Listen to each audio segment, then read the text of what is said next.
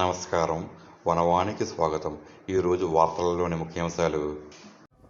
పోలవరం జిల్లా చింతూరు ఏజెన్సీ పరిధిలో తీవ్ర విషాదం చోటు చేసుకుంది. ఎటపాక మండలం గొల్లగూడెం సమీపంలో చేపల వేటకు వెళ్లిన 5గురు ప్రమాదవశాత్తు నీటిలో మునిగి గల్లంతయ్యారు.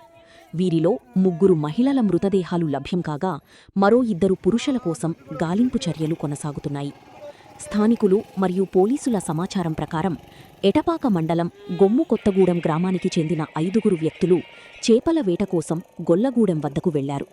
ప్రమాదవశాత్తు వీరంతా నీటిలో మునిగి గల్లంతయ్యారు.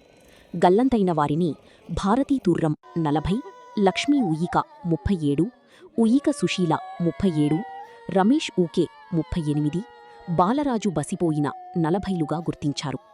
ప్రమాదంపై సమాచారం అందుకున్న ఎటపాక పోలీసులు వెంటనే స్పందించారు. ఎస్డీఆర్ఎఫ్ విపత్తు ప్రతిస్పందన బృందంతో కలిసి ఘటనా స్థలానికి చేరుకుని విస్తృతంగా గాలింపు చర్యలు చేపట్టారు.